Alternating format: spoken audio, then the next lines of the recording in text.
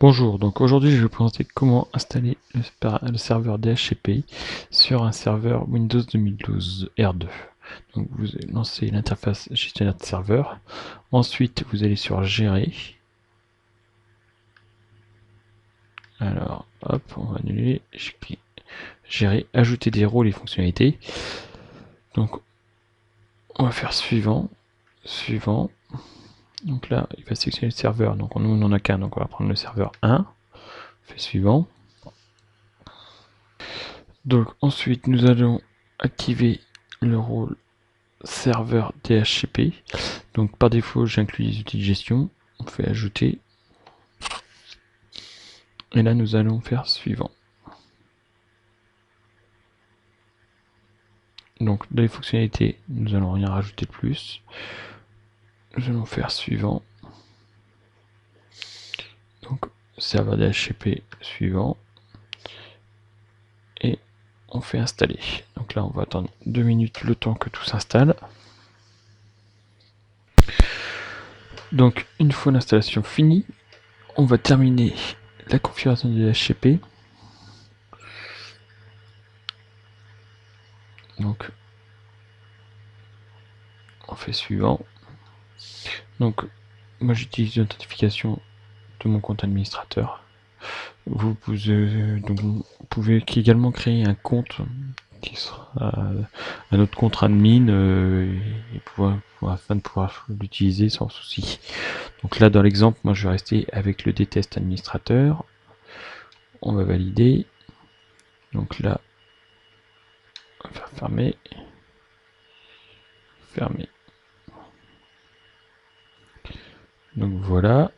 Maintenant nous allons aller dans outils. Nous allons chercher l'outil DHCP. Donc une fois l'interface DHCP lancée,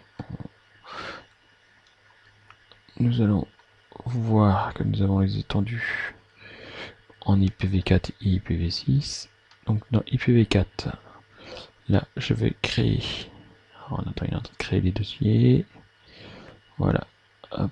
On va ajouter une nouvelle étendue.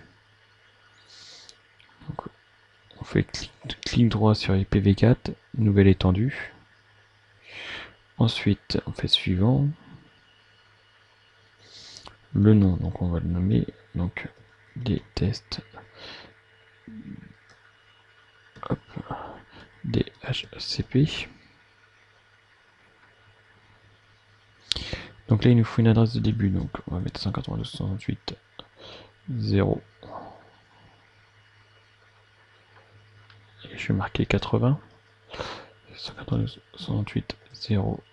Et les adresses de fin, donc là moi c'est un tout petit réseau, donc je vais mettre 85. Vous bien sûr après vous pouvez mettre toutes les plages d'adresse que vous voulez. Donc là, donc en masque, on fait 3 fois 255. Donc vous pouvez également changer les longueurs. Et vous voyez automatiquement, ça vous bascule le masque sous réseau. Donc on va faire suivant. Alors, on peut mettre une plage d'exclusion. Donc on va faire suivant. La limite du durée du bail, donc par défaut c'est mis à 8 heures. Ce qu'il faut savoir que plus ça va être court, plus il y aura de trafic, parce que forcément les PC vont interroger plus souvent. Si votre bail est long, vous avez un renouvellement de bail long, ce qui va vous empêcher d'avoir une plage très dynamique. Si vous avez beaucoup de changements de PC, si vous avez beaucoup de passages, il vaut mieux avoir un bail court. Donc pour une entreprise, on peut mettre, moi généralement je mets 8 jours, tout simplement parce que même si c'est des commerciaux qui s'en vont, voilà, c'est 8 jours, c'est une durée correcte. Après vous pouvez descendre à 2 ou 3 jours. En dessous je vous conseille, je vous conseille pas, parce qu'après ça fait vraiment beaucoup, ça fait du trafic en plus, donc c'est pas lourd, mais ça fait du dialogue en plus et il n'y a pas spécialement le besoin. On va faire suivant. Alors, il nous propose de les mettre maintenant, donc on va faire oui, on va faire suivant. Alors, on va mettre l'adresse du routeur. 254 pour moi. Bien sûr, si vous en avez plusieurs, vous les mettre sans souci.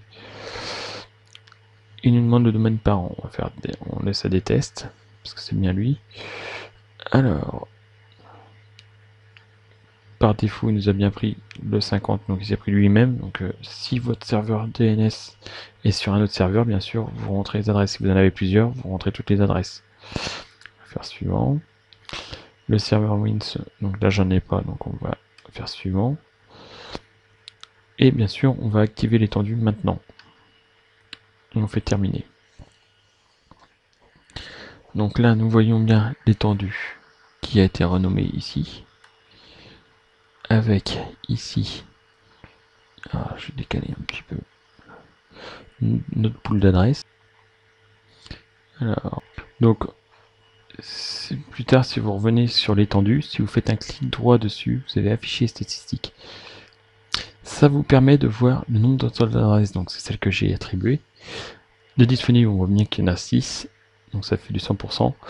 Et là, cette petite statistique vous permet d'avoir un point de vue en temps réel de la charge de votre DHCP, enfin de la charge d'occupation. Dès que j'ai moins de 10% de disponibles, j'augmente les plages.